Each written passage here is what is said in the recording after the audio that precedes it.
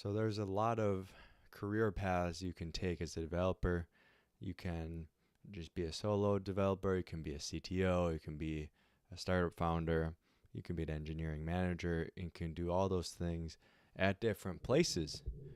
Startup, big company, start your own thing, agency. I asked ChatGPT 5.2 to look at all the data and then make some projections based on 5 tracks of the same engineer who starts at 24, retires at 65, and one track is like an agency guy, just lower paying job, works there the whole career, slow and steady. The other track was a startup where it's a startup employee, has some equity, but it's mostly salary. Some of the startups went poorly, some of them paid out.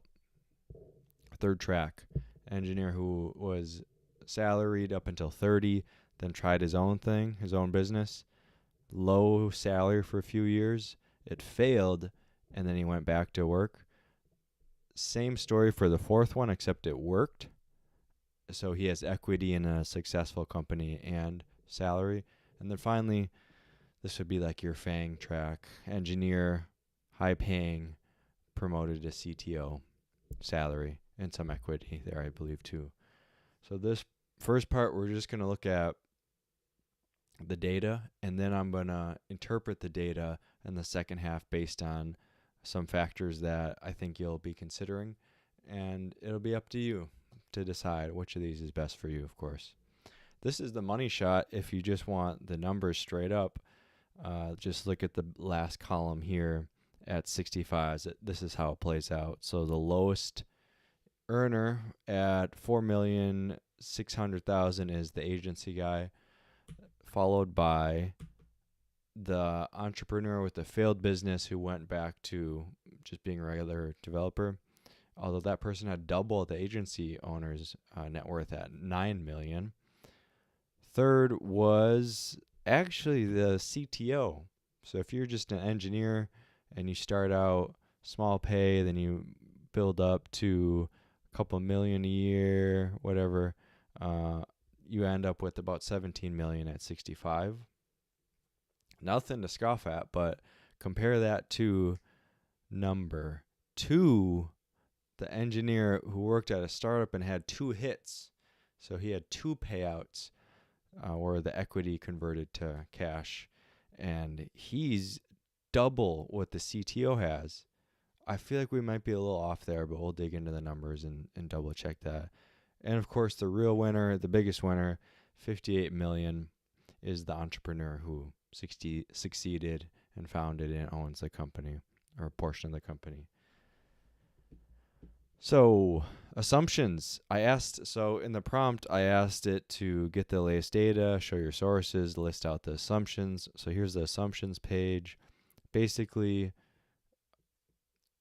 an estimate of on the returns, an employee match for the 401k, and that you are generally in the same ballpark of other people who are in the same job as you.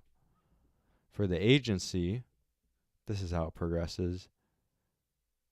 Base salary at 70 at 24, up to 178. So it's low. It's low because you're at an agency. And I'm just saying agency, but what I really mean by this is you're working at a company that needs a developer, but its core competency, the main thing of the company, is not tech. And so you're just never going to get paid as much at as a company that is a tech company. It's just how it is. You're seen in these places as like a cost rather than a benefit, and your pay reflects that. Startup numbers. All right. So, yeah, we skip taxes, but here are the big payouts. We have a payout at 39 for 4 million.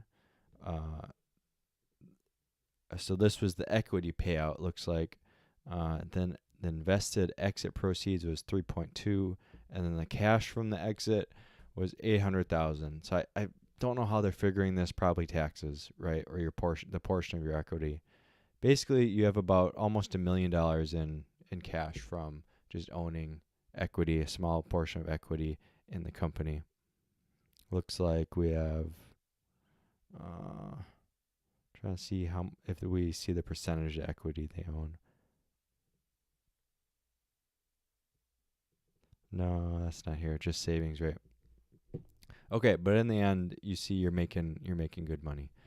Here's the numbers for the entrepreneur with the failed business. So base salary going way down to 40. So on a good upwards trajectory down to 40, but then, you still have those skills when you go back into the workforce, so you bounce back to looks like 150. I'm going to turn the light on. Look like I'm in a dungeon here.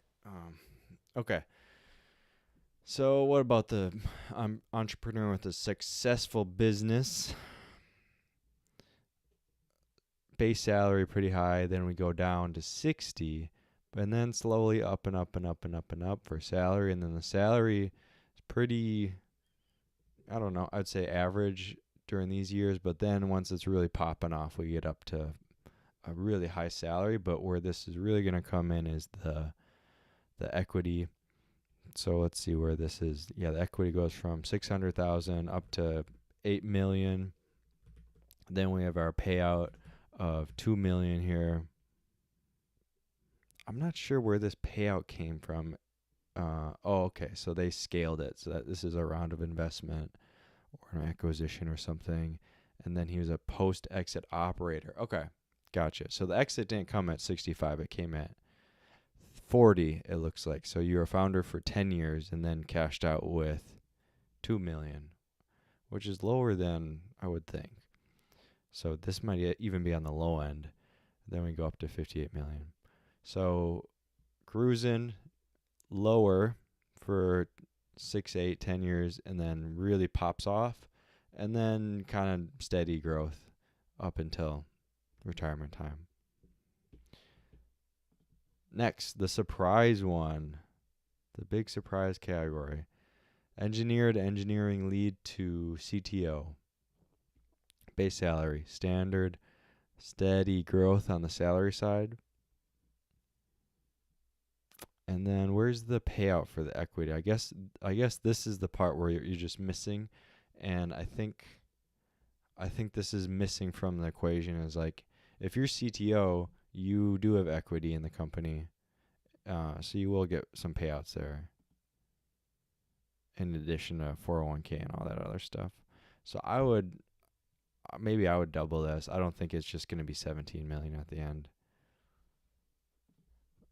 Then here's our dashboard at the end. This was the money shot, and then here were the sources, levels, FYI, IRS, and then university and another government site. So there you go. Those were the raw numbers. What does this mean? What do we do with this? Well, if you're not sure which path is right for you, I have a couple factors for what you might be considering optimizing for, and based on how important these factors are, I think it'll actually be pretty clear. And you have 3 options: agency, or I guess a non-tech company. It could be government. It could just be small boutique. It could be client services. It could, anything that's not a startup or like a tech company. Then you have your startup, and then you have your enterprise, FANG, things like that, big tech. So you already know I don't like agencies. I think agencies is only good if you want to just have a variety of work. If you like having different clients and you like jumping from project to project, if you're just super non-committal on the type of work you're doing and that's like super important for you to have that, the agency offers that for you. Steady cash, the best would be the enterprise, because you start steady and you stay steady, and there you go. Net worth is a startup or maybe an enterprise. Riskier with the startup, but more reward. That's how that goes. So I'll put it here, kind of in the middle. Family at 30. Let's put this here. If you want a family at 30, I like enterprise, because then you're in the door. You get your account set up, life insurance, health insurance, retirement, maybe even paternity leave, probably paternity leave. You just have a good cushion for you. You might even have some equity. So it's just steady. That's enough to hold down a family. I think. If you want a family at 40, I think you could go a startup. I think you could start a company in your 20s, early 20s, definitely mid 20s for sure by 30, and then you got 10 years to figure it out. And hopefully by the time you're 40, then you're kind of coasting a little bit. You'd have more income, but you don't need to have a founder's exit to start a family. So I'm actually going to put this over here too. Whether you're on the fast track or a slower track, I think having the steady income is going to be the most stable foundation for a family. If you just want to have fun, startup. Startups are fun, man. It's just exciting. Things are changing, ups and downs. It's an adventure. It's just more fun. If you want to make people comfy, what I mean by this is your friends, your family, when you go back to the holidays and they ask you, what do you do? And then you just have a simple answer, then enterprise is best for that because they know how to bucket you. They know you make good money. And then the conversation moves on and it's not this weird, you're starting a startup. Are you making any money? Is it going to work? Do you know what you're doing? Should I take you seriously or not? You get desensitized to that kind of combo eventually. Like I'm at this point where I'm focused on my own startup now, and sometimes I just make up stuff, and I'm just like, I say I'm unemployed. I technically am, but like I make it seem like I'm never gonna make any money, like I'm a total idiot. Or sometimes I'll just tell them I'm an engineer and see if they follow up and have any other questions or they had never really cared. Sometimes I go all out and just pitch the whole thing, even though I know they don't care, just for fun.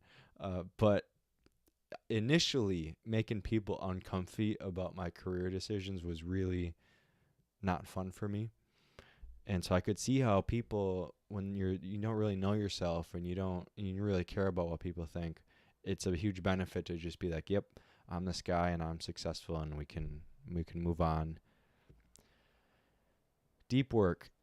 I think if you really like flow state deep work, I might go enterprise, although this is kind of chaotic work. So I'm going to agency. So I'm going to do enterprise here. If you're trying to maximize your purpose, you're just not going to fit into a box for either agency or enterprises. So you're going to create your own box. Personal growth also for startups because it just exposes you to some harsh realities that expose some false beliefs about the world and force you to change or go broke. Work-life balance, though, enterprise, no doubt. IQ growth, enterprise. I think you'll be able to specialize sooner and you'll be encouraged to just nail whatever you're doing when you're in your individual contributor years. And you're just more narrow in focus. Although if you're considering like more holistic IQ, maybe startup. Basically, two types of people. It's like kind of steady, make good money, have good time at work, structure, foundation, the bedrock of America, go with enterprise. If you're kind of weird or you just have these convictions or different views of the world, you want a different path, and you're okay with the risks and the ups and downs and the judgment and it maybe never paying off and you just having to go back to work with your tail between your legs. I've been there. And I'm still staying in the game. Then, hey, startups for you. Definitely try a startup. Which path are you on, and what's something that I'm not considering about any of these paths? What's a factor that others should consider? Let me know in the comments. And whichever road you're on, I wish you luck. Thanks for your time. I don't take it for granted. I'll see you in the next one.